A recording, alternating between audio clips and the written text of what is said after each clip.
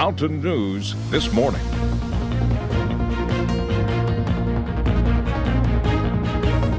Good morning. The time is 5:29 on October 16th. I'm Madison Pergram. And I'm Will Puckett. Thank you for tuning in to Mountain News This Morning on this Wednesday. So if you're at home, we have a different forecast today that you might not be used to. I know a lot of people say green with envy, but they might be green with happiness. Yeah.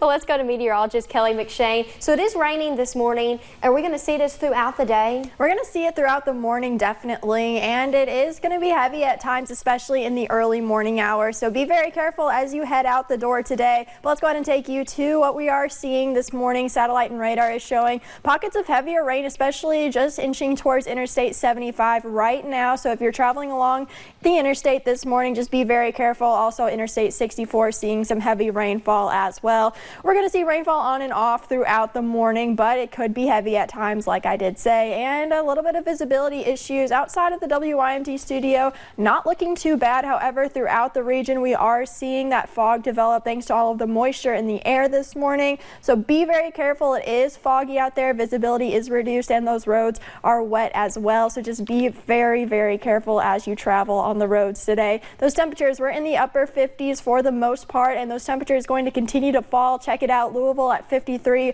Cooler temperatures are on the way. I will map those out here in just a little bit, guys. All righty, Kelly, thank you.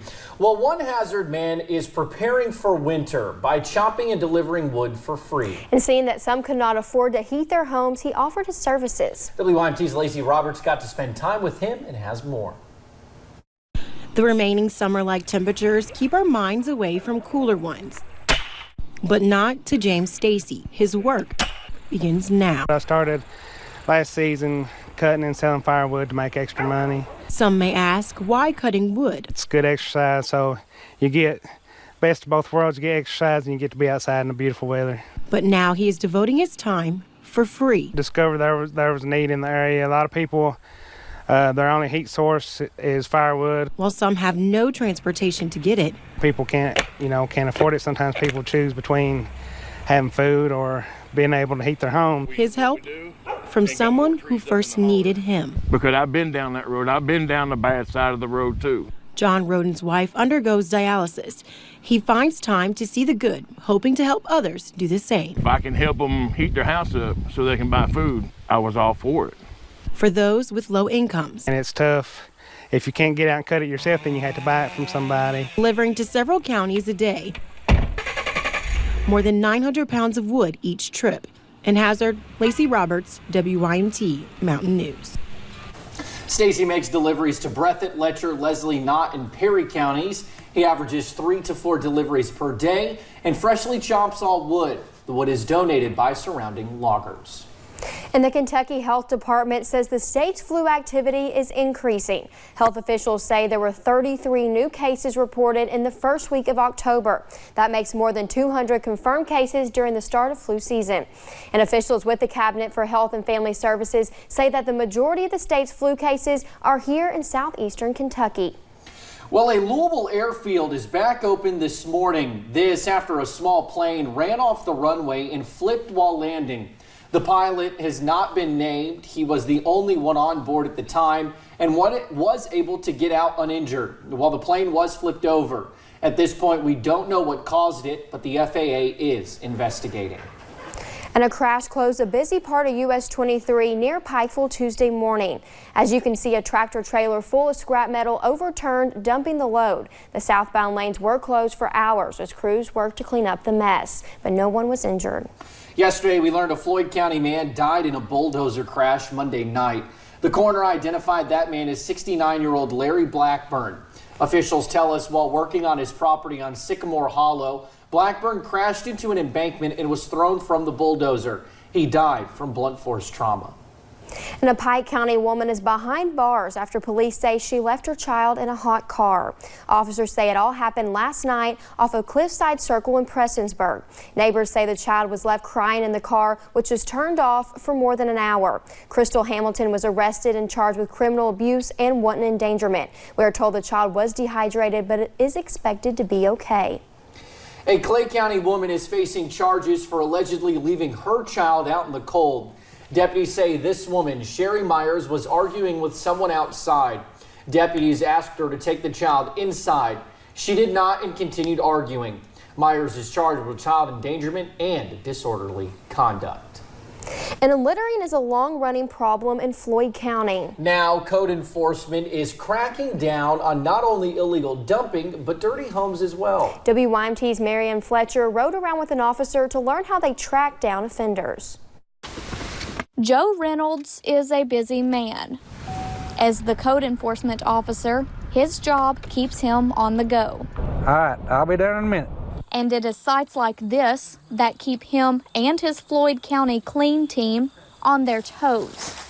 They have been picking up garbage off the side of the roads, illegal dumps. But it is not just the roadside. It is also front yards and homes. People need to know that we're coming to see them. I'm going to stop at a home that's got a yard that's filthy. Even while we were out surveying areas, we found a new illegal dump. When I see it, it really makes me sick. Reynolds says they go through each bag of trash to find names, addresses, or anything tying to a person. And when we do, then we're going to prosecute them to the best of our abilities. If convicted, you could receive a hefty fine or even jail time. We are tracking and watching people, just like our sign says. Because Reynolds says it is up to everyone to keep this community clean. In Floyd County, Marianne Fletcher, WYMT Mountain News. Now, Joe Reynolds says so far they have convicted multiple people of illegal dumping. If you would like to help clean Floyd County, you can call the fiscal court for supplies. Last week, construction equipment was stolen from the Pike County landfill on Ford Mountain Road. The Pike County Sheriff's Department was able to recover that stolen equipment, a John Deere skid steer machine.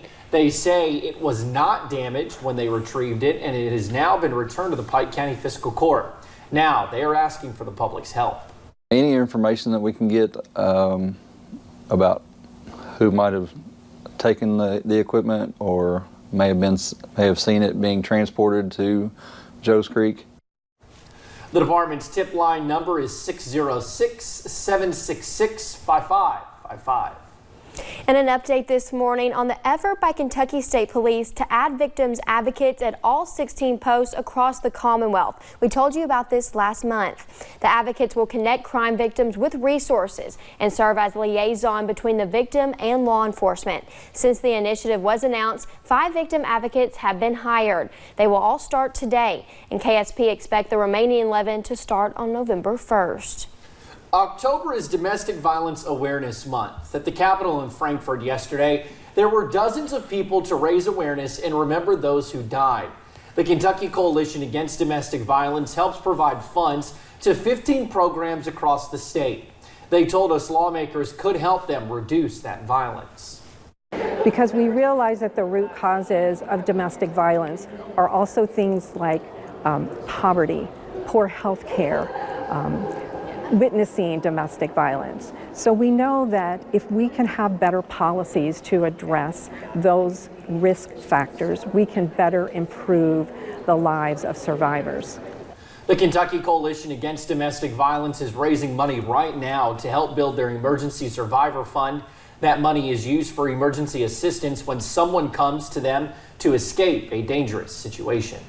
And we aired the clash live right here on WYMT last night. Candidates for Kentucky Governor Matt Bevin and Andy Beshear getting personal early and often in a live debate. The Gray television debate moderated by Wave's Shannon Cogan and WKYT's Bill Bryant. The political rivals did agree on some issues, including addressing opioid abuse and medicinal marijuana, but spared over abortion law, protecting coal miners, and the right to work bill signed into law by Governor Bevin. What makes wages go up, not the government dictating it, it's competition for people. It's the ability to people to have the skills and the things that they need in order to be able to compete, in this case, in the 21st century workforce. What is agritech? What are these fabled six-figure jobs that you're talking about? Give us an example of what people are going to do in agritech. It's everything from the science in the seed, developing the seed that can withstand that flood we're seeing in the Midwest. It's the data analytics so we can predict the weather patterns that are constantly changing. It's the technology on the tractor that helps you go in a perfectly straight line. We've had 3 minutes from him. Let me say this. These are agri-tech jobs I that was you're just answering the promising. question. No, you're not answering the question. The question is, what are we going to do for people who are in our skilled trades and for unions? And you're talking about things for which these people have neither training, nor are there any unions whatsoever representing those things you've just mentioned. I thought your question was what was agri-tech? There are none. And so the question is this. No, my point is... There were several fiery moments throughout the hour-long debate, but if you missed it, don't worry. You can watch the entire thing right now on WYMT.com. Well, we have a live poll up right now about what you believe is the biggest issue in the governor's race. Here is a look at those live results right now. They are updating as you cast your vote. Right now, economy and jobs appears to be the pressing issue. That's followed by pensions, along with health care and other in third and fourth place tied, respectively. And later, yoga usually focuses on deep breathing and meditation, but one new class takes a completely different approach and far louder approach. Well, grab the rain gear as you head out today, but the gloomy conditions won't last too long. I'll break down the details in my forecast coming up next.